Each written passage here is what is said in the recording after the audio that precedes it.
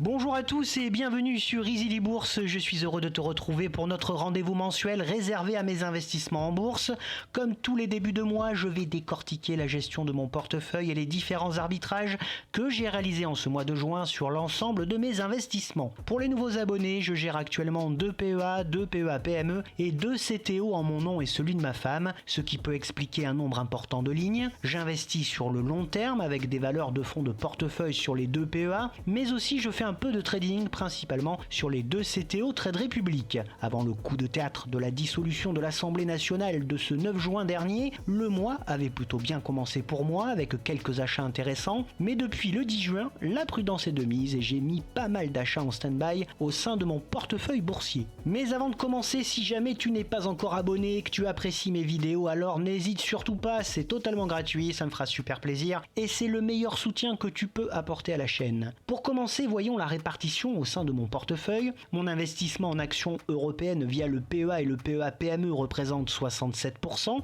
mon investissement en actions américaines 29% via les CTO, mon investissement en ETF 3% via les PEA et CTO, puis enfin mon investissement en crypto-monnaie ne représente que 1% du total de mon portefeuille boursier. Avant de rentrer dans le détail, concernant les différents mouvements, vous pouvez retrouver en commentaire les différents liens vers les courtiers que j'utilise pour la bourse, les SCPI, mais aussi vers le crowdfunding immobilier. Alors ce mois de juin n'aura pas brillé par sa performance avec même 3 semaines assez mauvaises, notamment pour le CAC 40. Sur l'ensemble du mois, le CAC 40 perd 5,1% alors que le SP500 gagne 3,35%, visiblement peu concerné par les déboires français. À court terme, ce qui nous intéresse est bien évidemment le résultat des élections en France le 7 juillet au soir, avec 3 scénarios aux conséquences bien différentes selon le groupe suisse Mirabeau. Je précise ici qu'il ne s'agit absolument pas d'un point de vue politique, mais d'une analyse suite au résultat du 30 juin. Le premier scénario, qui est vraisemblable et fort probable, aucune majorité ne se dessine, alors le CAC 40 ouvrira en baisse le 8 juillet et se stabilisera au cours de la semaine dans l'attente de la constitution d'un gouvernement très difficile à élaborer. Deuxième scénario, qui est vraisemblable et peu probable, le RN obtient la majorité absolue et forme son gouvernement. Le CAC 40 ouvrira alors en forte baisse le matin du 8 juillet, puis se stabilisera au fil des jours avant de repartir à la hausse à moyen terme. Et enfin, le troisième scénario, qui est fort peu probable, le nouveau Front Populaire obtient la majorité absolue, le CAC 40 ouvre en très forte baisse et les marchés s'affolent, peinant à se stabiliser, même sur le moyen terme, par crainte d'une crise de la dette. Il est donc important d'être prudent dans nos investissements au cours de cette période de grande incertitude politique.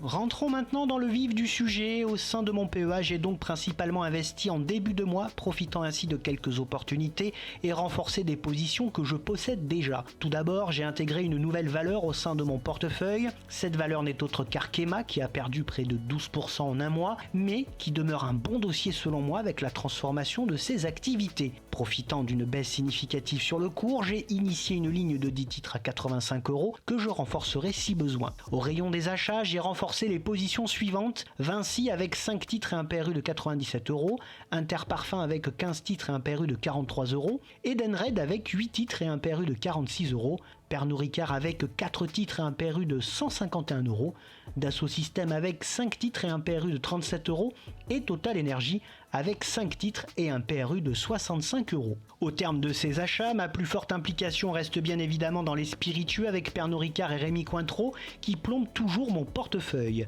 Au rayon des ventes, j'ai souhaité me séparer de la totalité de ma position ST Microelectronics qui était purement spéculative. Pari gagnant puisque cette vente me permet de réaliser une plus-value de 7%. Dans le même état d'esprit, en prenant en compte l'incertitude actuelle, j'ai cédé la totalité de ma position Sanofi qui me permet de récupérer des liquidités avec une PV de 8%. Je dois actuellement mes plus belles plus-values latentes à l'indétrônable Schneider Electric avec ses 61%, AXA avec 25% et Air Liquide avec 25% également, qui constituent à eux 3 mon top 3 PEA. Suivi de près de BNP, puis de beaucoup plus loin par LVMH. Ces 5 valeurs constituent actuellement la base solide de mon PEA. PEA. Et comme tout le monde, mon portefeuille souffre également de très mauvaises performances, avec pour ne pas changer le binôme Nexity et Evans, ex-ALD. Mes 3 plus gros flops restent donc Nexity avec moins 48%, Evans avec moins 36% et malheureusement Rémi Cointreau avec moins 20%. Étant déjà bien équipé, je reste tout de même attentif à de nouvelles opportunités. Pour cela, je garde toujours un œil sur la société Assystem d'ingénierie nucléaire et L'Oréal, le leader mondial des cosmétiques, qui revient sur des niveaux plutôt intéressants. Je continue également de surveiller Alten, Veralia, mais aussi Technip Energy. Passons maintenant au PEA-PME. Ce mois-ci, j'ai peu investi sur les secteurs des small caps et j'ai surtout passablement souffert sur l'un des dossiers que je possède. À ce jour, mes PEA-PME ne sont plus constitués que de 4 valeurs qui sont Séché Environnement, Thermador, Lumibird et Valbiotis, sur laquelle je subis une énorme perte due au retrait de l'accord de distribution avec Nestlé Hills. En seulement 2 à 3 jours, j'ai subi sur ce titre une perte de 57%, d'où l'importance de ne jamais être trop confiant sur les biotech. À court terme, il n'y a donc plus grand chose à attendre de ce titre. Au rayon des achats, j'ai profité de la petite correction sur le titre Séché Environnement pour renforcer ma position et reprendre 5 titres au cours de 98,50 €. Pour ce qui est de mes envies, je reste intéressé par Robertet, spécialisé dans les arômes naturels, LDC Group, le roi du poulet et de la volaille, et toujours par Buzzy, la petite pépite tech hollandaise, et Delta Plus Group, le fabricant de vêtements de sécurité. Pour les CTO que je réserve plus particulièrement à mes actions américaines, j'ai effectué pas mal de mouvements afin de les réorganiser et de les bonifier davantage. En ce mois de juin, j'ai souhaité acter des plus-values et procéder à quelques renforts, mais aussi à l'ajout de nouveaux titres. Dans cette optique, j'ai revendu l'intégralité de ma position Coca-Cola, actant ainsi une performance de plus 10%, car je considère le potentiel de croissance du groupe plutôt faible. Je me suis également séparé de ma ligne Bank of America, empochant au passage une PV de plus 33%. Dans le même état d'esprit, j'ai revendu une toute petite position Tesla en positif de 2% et ma position Pfizer qui végétait sans grande tendance, ce qui ne me satisfait pas du tout, avec une PV de 1%. Le dernier titre dont je me suis également séparé est le Rate Stag Industrial, qui m'a offert plus 8% de PV et permis de tout réinjecter dans l'achat de titres Realty Income. La vente de ces différents titres m'a permis de récupérer pas mal de liquidités et d'investir sur les belles sociétés suivantes: Linde, le leader mondial du gaz industriel et concurrent d'Air Liquide, TJX, un détaillant de vêtements et d'articles de mode pour la maison à bas prix, Stryker, une magnifique entreprise de technologie médicale spécialisée notamment dans l'orthopédie et la neurotechnologie, FactSet, un groupe qui fournit les informations financières intégrées et des applications analytiques aux investisseurs et aux entreprises, Kinsale, l'une des plus grosses compagnies d'assurance américaines, Eiko Corporation, qui fabrique des produits et services liés à l'aérospatiale, à la défense et à l'électronique, et enfin Nvidia, la célèbre société tech qui connaît une forte croissance et dont j'ai profité du split pour me positionner. En parallèle, j'ai continué assidûment mes investissements hebdomadaires et modulés sur chacun des titres présents dans mon portefeuille en favorisant des sociétés comme Realty Income, CVS Hills, Johnson & Johnson, Genuine Parts, WP Carré ou encore Cisco qui demeure en queue de peloton. Pour ce qui est des objectifs, je reste intéressé par d'éventuelles bonnes affaires avec en ligne de mire des sociétés comme Pinduoduo, la célèbre firme chinoise propriétaire de Temu, le killer d'AliExpress, Intuit qui fournit des produits et services de gestion financière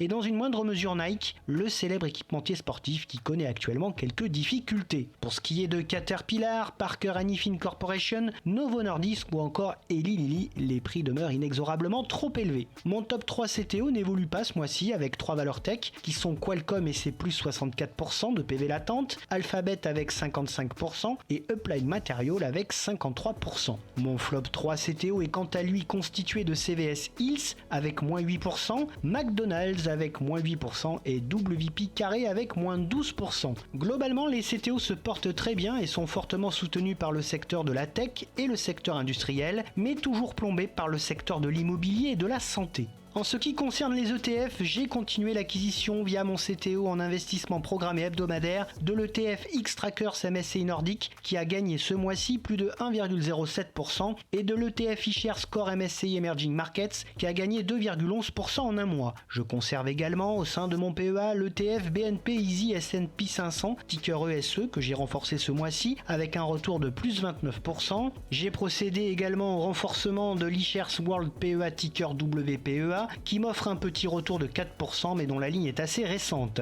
Je continue également d'investir en DCA sur les secteurs des métaux via les ETF Wisdom Tree Copper pour le cuivre, Wisdom Tree Nickel pour le nickel, l'eShares Physical Gold pour l'or et enfin le Global X Uranium pour miser sur le retour de l'uranium. A noter que ces 4 lignes ETF initiées le mois dernier sont pour le moment toutes dans le rouge. Et pour finir, voici mes investissements en crypto-monnaie. Depuis le mois dernier, j'ai repris en mode DCA de nouvelles petites positions sur le Bitcoin mais aussi sur le Polygon Matic, profitant ainsi de la baisse sur ces 2 crypto-monnaies. Bien entendu, cette vidéo qui s'apparente au carnet de bord de mes investissements ne reflète que mon propre avis et ne représente en aucun cas des conseils d'achat. Je n'encourage donc personne à investir de cette façon sans avoir réalisé vos propres analyses. Bref, n'oublie pas de liker la vidéo si elle t'a plu, à t'abonner à la chaîne et à activer la cloche des notifications pour te tenir au courant dès la sortie de mes prochaines vidéos. Tu peux dès à présent retrouver sur la chaîne les analyses de bon nombre de sociétés et pour te tenir au courant de toutes les dernières nouveautés ainsi que de mes investissements, tu peux également me retrouver sur Facebook, Twitter et Instagram. Je te retrouve avec plaisir la semaine prochaine pour de nouvelles analyses et n'oublie pas en attendant qu'investir c'est préparer ton avenir.